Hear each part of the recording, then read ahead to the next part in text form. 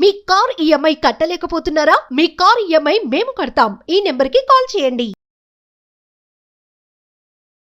నమస్తే, welcome back to Suman TV. నేను మీ సంజయ్. ఈరోజు మనతో పాటు ఉన్నారు తోడు నీడా ఫౌండర్ రాజేశ్వరి గారు. మ్యామ్తో మాట్లాడి భార్యాభర్తల మధ్య వివాదాల గురించి, వాళ్ళ మధ్య ప్రేమాభిమానాల గురించి కూడా కొన్ని విషయాలు తెలుసుకుందాం. నమస్తే అమ్మా. నమస్తే సంజయ్. అమ్మా, ఇక్కడ చూసుకుంటే భార్యాభర్తల మధ్య నమ్మకం అనేది ఉండట్లేదు. కొంతమంది చిరకాలం కలిసి ఉంటున్నారు, కొంతమంది మధ్యలో విడిపోతున్నారు. కానీ చిరకాలం కలిసి ఉన్న వాళ్ళ మధ్య కూడా ఎక్కడో చిన్న చిన్న మనస్పర్ధలు, లేకపోతే ఒకరిపై ఒకరికి అనుమానాలు. ఇక్కడైతే ఒకరిపై ఒకరికి నమ్మకం అనేది ఉండట్లేదు. ఈ నమ్మకాన్ని కోల్పోవడానికి గల కారణాలు ఏంటంటారు? ముఖ్య కారణాలు మీరు ఇందాక అడిగారు చూడండి, ప్రేమ గురించి. ఒక మనిషి మీద మనకి ప్రేమ ఉన్నది అంటే ఆ బలాలు బలహీనతలు అన్నీ నమ్మడమే. నమ్మకం ఉండాలి అవతల వ్యక్తి మీద. నువ్వు నాకు చాలా ప్రేమించి పెళ్లి చేసుకున్నానని చెప్పి మన్నా నుంచి నువ్వు అనుమానంతో టార్చర్ పెడితే అది ప్రేమ ఎలా అవుతుంది? అసలు ఒక మనిషి మీద ఒక మనిషికి, భార్యాభర్తలే కాదు, ఏ మనిషి మీద నమ్మకాలు ఉండట్లా. భార్యాభర్తలకి అసలు ఉండట్లా. లేటుగా వచ్చాడంటే నువ్వు లేటుగా ఎందుకు వచ్చావు, ఎక్కడికి వెళ్ళావు, ఏ గర్ల్ ఫ్రెండ్తో పార్టీలకు పబ్బులకు వెళ్ళావు అని ఈమె అడుగుతుంది. అలాగే ఆయన కూడా నువ్వు లేటుగా వచ్చావంటే ఎవరితో కాఫీ తాగడానికి వెళ్ళావు అని ఆయన అడుగుతాడు. ఈయన కూడా నిజంగా కూడా పార్టీకి ఫ్రెండ్స్ తోటి తిరగడానికి వెళ్ళి ఆఫీస్లో లేట్ అయిందని అబద్ధం చెప్తాడు. అలా కూడా ఉన్నాయి, ఇలా కూడా ఉన్నాయి. అంచేత మనిషి మీద మనిషికి, అసలు మనిషికి మధ్యనే నమ్మకాలు లోపించాయి. అది భార్యాభర్తల్లో ఇంకా ఒక పాలు ఎక్కువ ఉంటుంది. అది వాళ్ళ వ్యక్తిత్వానికి అది ఒక పరీక్ష అనుకోవాలి. నేను అలాంటి వాడిని కాదు అని ఆయన నిజాయితీని ఎంతవరకు నిరూపించుకోగలుగుతాడు? అలాగే ఆమె నేను ఎలాంటి దాన్ని కాదు, సీతలాగా నేను అగ్నిలో దూకలేను అని ఎంతవరకు నిరూపించుకోగలుగుతుంది? రాముల వారు కూడా సీత మీద అనుమానంతో అగ్ని ప్రవేశం చేయమని లేదు, ప్రజలకు తెలియాలి కాబట్టి ఆవిడ పునీత అని దానికోసం చేయమన్నాడు. కానీ ఆవిడ చేసిన తర్వాత ఆవిడ స్వాభిమానం దెబ్బతిన్నది. కాబట్టే అది అగ్ని పరీక్షలో గెలిచిన తర్వాత బయటకు వచ్చిన తర్వాత ఆవిడ భూదేవిని పిలిచి భూమాత దగ్గరికి వెళ్ళిపోయింది. అంటే భూదేవి అంటే ఆవిడ పుట్టిల్లు కదా, పుట్టింటికి వెళ్ళిపోయింది. ఎందుకని? హర్ట్ అయింది అక్కడ ఆవిడ. ఈ ప్రజలు ప్రపంచం గురించే కానీ నా మీద నీకు నమ్మకం లేదా అని. నమ్మకం ఆయనకు ఉన్నది లేక కాదు, ప్రజల కోసం రాజు కాబట్టి, ప్రజాపాలన అంటే ప్రజలకు అనురంజకంగా పాలన చేయాలి కాబట్టి ఆ చెడు మాట ఆవిడకి రాకూడదు అనే ఉద్దేశంతో చేశాడు. అయినా సీత అమ్మవారి లాంటి దానికే తప్పలేదు అది. అంచేత ప్రజల్లో ఎప్పుడు కూడా భార్యాభర్తల మధ్య నాకు కొంచెం లేట్ అయిందంటే ఆయనకి ఏదో ఆఫీస్లో పని ఉంటుందిలే అనే నమ్మకంతో ఈవిడ ఉండాలి, ఆవిడ లేట్ అయిందంటే ఏదో ఆఫీస్లో పని ఉంటుందిలే అనే నమ్మకంతో ఆయన ఉండాలి. ఆ నమ్మకాల్ని పోగొట్టుకొని ఏంటి నీ షర్ట్ నుంచి మల్లెపూల వాసన వస్తుందని అని ఈవిడ నీ దగ్గర నుంచి సిగరెట్ వాసన వస్తుంది ఏంటని ఆయన అనుకోవడం మొదలెడితే అది ఆ సంసారం సక్రమంగా సాగదు. ముఖ్యంగా భార్యాభర్తలు ఇద్దరు ఒకళ్ళ పట్ల ఒకళ్ళ నమ్మకంతో ఉంటేనే ఆ సంసారం సజీవంగా సాగుతుంది. అది లేనప్పుడు ఇక జీవితం అంతా అనుమానాలతో జీవించాల్సిందే. భార్యాభర్తల మధ్య ఈ రిలేషన్షిప్ అనేది లోపించడానికి గల కారణాలు ఏంటంటారు? ఇప్పుడు భార్య ఎంత అనుమానం పడుతుందంటే భర్త వేరే ఆమెతో సంబంధం పెట్టుకున్నారని అనుమానం ఉంటుంది. అసలు భర్త వేరే ఆవిడతో సంబంధానికి పెట్టుకోవడానికి కారణాలు ఏంటంటారు? చంచలత్వం అంటే ఒక స్థిరమైన అభిప్రాయంతో నిలబడపోవడం. ఇప్పుడు ఇవాళ ఈ హోటల్లో టిఫిన్ తిన్నాం అనుకో, రేపు ఆ హోటల్లో దోశ ఎలా ఉంటుందో రేపు అక్కడ తిందాం, లేదా ఇవాళ దోశ తిన్నాం కదా రేపు పూరి తిందాం. మార్పు, చాంచల్యం, చిత్త చాంచల్యం అంటారు దాన్ని. అంటే ఒక దాని మీద స్థిరంగా మనసు నిలబడకపోవటం. పెళ్ళి అంటే పూర్వం మంత్రాలు చెప్పేవాళ్ళు చూడు, ధర్మేచ అర్థేచ కామేచ మోక్షేచ నాతిచరమని. అంటే ధర్మార్థ కామ మోక్షాల్లో ఈమెను నేను విడువను అని. కానీ ఎక్కడుంటున్నారు అలాగా? ఎవరు ఉంటున్నారు? అంచేత ఎవరు కూడా ఆ మంత్రాలకు అర్థం తెలుసో తెలియకో చదువుతారు కానీ దాని మీద ఎవరు నిలబడి ఉండటల్లా. ఎప్పుడు కూడా మనసు చంచలంగా పరిగెడుతూనే ఉంటుంది. ఇంకొక అమ్మాయిని చూసో ఇంకొకటో. అలా ఇదివరకు మగవాళ్ళకే ఉండేది, ఇప్పుడు ఆడవాళ్ళకు కూడా పరిగెడుతుంది. ఇంకో అబ్బాయిని చూసో, ఇంకా ప్యాకేజీ బాగున్న వాడిని చూసో ఈజీగా జంప్ అయిపోతున్నారు. లివ్ ఇన్ రిలేషన్ వచ్చాక పరిస్థితులు మరీ తేలికైపోయాయి. లివ్ ఇన్ రిలేషన్లో ఉంటాం, పెళ్ళొద్దు, పెళ్ళి అంటే బాండింగు, మళ్ళీ డైవర్సు, కోర్టులు, ఇన్ని గొడవలు ఉంటాయి కాబట్టి హాయిగా లివ్ ఇన్ రిలేషన్లో కలిసి ఉన్న నాళ్ళు ఉంటాం, ఎప్పుడు వద్దనుకుంటే అప్పుడు విడిపోతాం. అది చాలా తేలికైపోయింది. అయితే మీరు లివ్ ఇన్ రిలేషన్లో మీరు కూడా పెట్టారు కదా అని మీరు అడగచ్చు నన్ను. అడగకపోయినా నేను చెప్తున్నా, 50 ఏళ్ళ వాళ్ళకి పెట్టాను, 40 ఏళ్ళకి 25 ఏళ్ళ వాళ్ళకి నేను పెట్టలేదు. 50 దాటిన వాళ్ళకి లివ్ ఇన్ రిలేషన్. అది కూడా పిల్లలు పెళ్ళిళ్ళకు ఒప్పుకోరు కాబట్టి ఈమెకు ఆస్తితో సంబంధం లేదు అంటే కొంతమంది అయినా ఒప్పుకుంటారనే ఉద్దేశంతో లివ్ ఇన్ రిలేషన్. తోడు కోసం ఈ వయసులో వాళ్ళకి ఒక తోడు కావాలి, ఆస్తులతో సంబంధం లేని తోడు కావాలి. అది భార్యాభర్తల మధ్య అన్యోన్యత పెరగాలి, ఇలాంటి ఇబ్బందులు కానీ ఇలాంటి మనస్పర్ధలు కానీ పట్టపంచలు అయిపోవాలంటే ఏం చేయాలంటారు? ఎలా మెలగాలంట? అది మనం చేయలేమండి, మన వల్ల కాని పని అది. ఎందుకంటే భార్యాభర్తల మధ్యన అనురాగం అనేది ఒకటి ఉండాలి. అనురాగం ఆప్యాయత ఉన్నప్పుడు ఆఫీస్ అవగానే నేను ఇంటికి వెళ్ళిపోవాలని ఆయనకు ఉండాలి, కానీ ప్రపంచం తల్లకిందులైనా నేను ఆగనన్నట్టు ఆయన ఉండాలి, ఆవిడ కూడా అలాగే ఉండాలి. ఇంటికి వెళితే ఆయన మనసు హాయిగా ఉండాలి, ఇంటికి వెళ్ళడంలో ఒక ప్రశాంతత దొరకాలి. ఆఫీసులో చికాకులన్నీ పోయి నాకు ఇంటికి వస్తే హాయిగా ఉంది అని అనిపించాలి, కానీ అబ్బా ఇంటికి వెళ్ళానంటే ఆవిడ టార్చర్ నేను భరించలేను, అందుకని ఎక్కడెక్కడో తిరిగి రాత్రి 10కి వెళ్తానన్న భావన భర్తకి రాకూడదు, అదేవిధంగా భార్యకి కూడా రాకూడదు. అలాంటి అన్యోన్యం అసలు ఇప్పుడు కాగడా వేసి ఎతికినా కూడా దొరకదు. అలాంటి అన్యోన్యాలు లేవు జనాల్లో. ఎంతసేపటికి ఉద్యోగం కోసం పరుగులెత్తడం, సంపాదన కోసం పరుగులెత్తడము, లేదా ఒకళ్ళనొకళ్ళు టార్చర్ పెట్టుకోవడము, విడాకులు ఇచ్చుకోవడం, కోర్టుకు వెళ్ళడం. అందుకే పెళ్ళైన ఫస్ట్ ఇయర్ యానివర్సరీ కూడా లేకుండా విడాకుల దాకా వెళ్ళిపోతున్నారు. ఎందుకంటే ఓర్పు తక్కువ, సహనం తక్కువ మనుషుల్లో.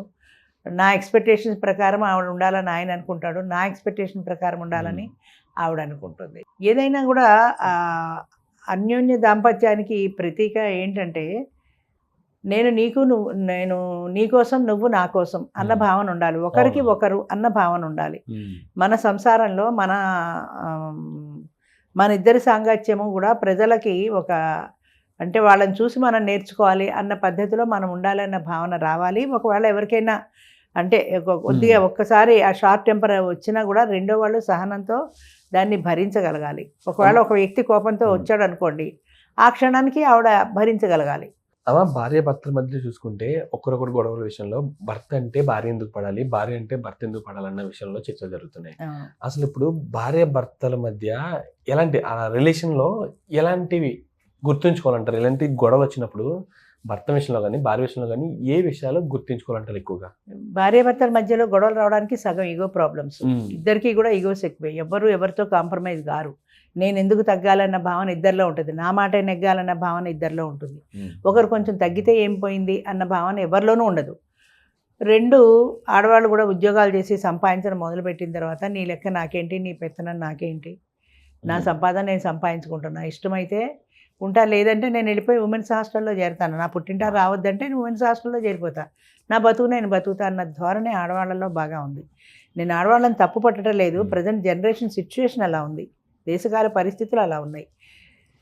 నీకంటే సంపాదన 10,000 నాకే ఎక్కువ, అంచేత నేను ఎందుకు పడుంటా, నువ్వే పడుండాలి అని ఆడవాళ్ళు అనుకుంటారు. నువ్వు పెళ్ళాను కాబట్టి నువ్వు పడుండాలని మగవాడు అనుకుంటాడు. కానీ ఎవరికి పడుండాల్సిన అవసరం లేదు అన్న మాటని మర్చిపోతున్నారు. ఇప్పుడు ఒక సినిమాకి వెళ్దాం అనుకున్నాను అనుకోండి, చిన్న విషయం తీసుకుందాం. నేను చిరంజీవి హీరోగా ఉన్న సినిమాకే వస్తానంటుంది ఆవిడ, నేను బన్నీ ఉన్న సినిమా హీరోగా ఉన్న సినిమాకే వస్తానంటాడు ఈయన. అక్కడ మొదలవుతుంది. అంత చిన్న విషయంలో ఇద్దరికి మొదలవుతుంది. ఎవ్వరూ తగ్గరు.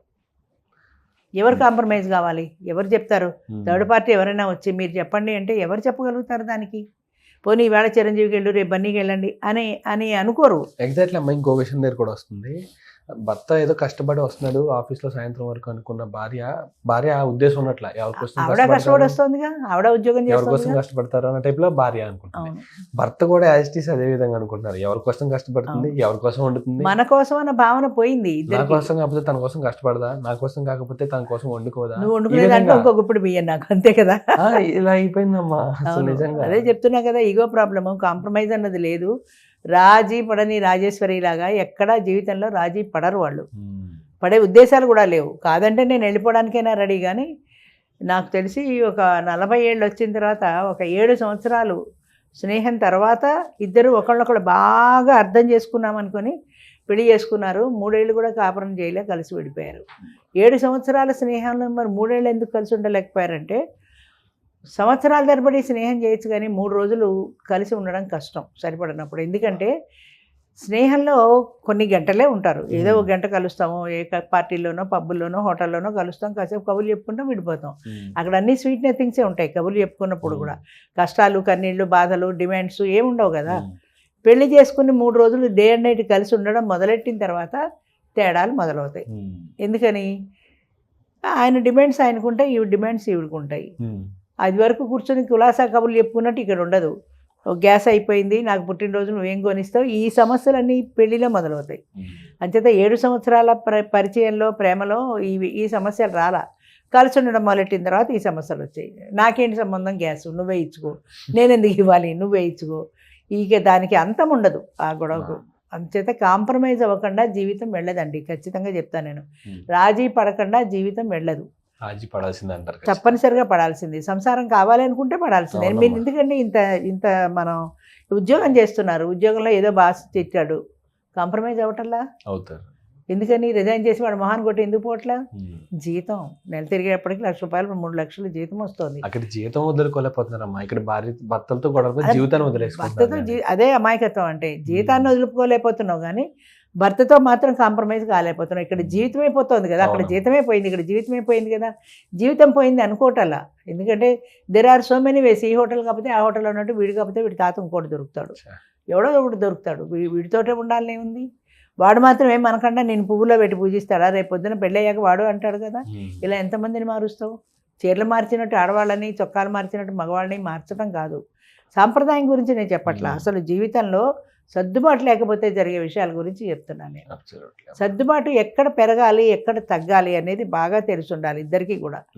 ఎక్కడ ఒక మాట అన్నప్పుడు ఆమె తగ్గచ్చు, ఒక పరిస్థితిలో ఆయన తగ్గచ్చు. నేను ఎందుకు తగ్గాలి అనే ఈగోకి పోతే సంసారాలు నాశనం అవుతాయి. Absolutely అమ్మా. అంచేత కంపల్సరీగా తగ్గాలి. తప్పకుండా అమ్మా. భార్య భర్తల మధ్య ఈగోల కన్నా భర్త కోసం భార్య సర్దుకోవచ్చు, భార్య కోసం భర్త కూడా అక్కడ సర్దుకోవచ్చు. ప్రేమ లోపిస్తుంది ఇద్దరికి. Exactly. ప్రేమ అనేది ఉన్నప్పుడు అది ఆటోమేటిక్గా తగ్గుతారు. ఇప్పుడు ఇందాక మనం అనుకున్నట్టు ప్రేమ ఎక్కడుంది అంటే, ప్రేమ వీళ్ళల్లో నిజమైన ప్రేమ అయితే ఆయన కోసం నేను ఏమైనా చేస్తానన్న భావన ఈవిడికి ఉండాలి, ఆవిడ కోసం నేను ఎంతైనా నేను రెడీ అవుతానన్న భావన ఆయనకు ఉండాలి. ఆ ఒకరి కోసం భావన ఒకరు లేదు. కష్టపడుతున్నారన్న భావన లేదు, ఆ తప్పితే- భావన లేదంటే అంత ప్రేమ లేవు మీకు. ఒక ప్రేమ ఉన్నప్పుడు, ఒక వ్యక్తిని ఇష్టపడినప్పుడు ఆ వ్యక్తి బలాల్ని బలహీనతల్ని కూడా క్షమించగలగాలి ఇద్దరు కూడా. అది ఆ క్షమార్పణ గుణం, ఆ క్షమాగుణం లేనప్పుడు ఈగో ప్రాబ్లం వస్తుంది. నేను ఎందుకు తగ్గాలి, నేను ఎందుకు కాంప్రమైజ్ కావాలి అని. ఫలితంగా రాజీ ఉండదు. రాజీ లేకపోతే సంసారం విచ్ఛిన్నం అయిపోతుంది అంతే. థ్యాంక్స్ అమ్మా. ఇవన్నీ పరిగణనలో తీసుకొని ఖచ్చితంగా వాళ్ళు కాంప్రమైజ్ అనేది అలవాటు చేసుకుంటారు అనుకుంటున్నాను. అవును. మనం తగ్గేది 4 గోడల మధ్య, మన భార్య దగ్గర, ఎవరి దగ్గర కాదు. అంతే. ఎంతసేపు బన్నీ చెప్పినట్టు తగ్గేదేలే అంటే Exactly. జీవితాలు వెళ్ళవు. అందరి దగ్గర ఇప్పుడు బయట బాస్ దగ్గర తగ్గుతాం, మన సుపీరియర్స్ దగ్గర తగ్గుతాం, ఒక పెద్ద పెద్ద అధికారుల దగ్గర తగ్గాల్సి వస్తుంది. తగ్గాలి కానీ మన అండి. భార్య మీరు- దగ్గర, మన భర్తల దగ్గర మీరు తగ్గితే పోయేది రైల్లో ట్రావెల్ చేస్తుంటే పక్క భర్త మీద ఆయన గొరకబెట్టి నిద్రపోతాడు, సర్దుకుంటారు. సర్దుకోనంటే ఆయన దిగి వెళ్ళిపోడు, మీరు దిగి వెళ్ళిపోరు. సర్దుకోవాల్సింది ఆ కాసేపు, తప్పదు కదా. అలాగే భార్యాభర్తలు కూడా జీవితంలో సర్దుకోవడంలో ఉండే అది ఆ సంసారంలో ఉండే గ్యారంటీ విడిపోతే లేదు కదా.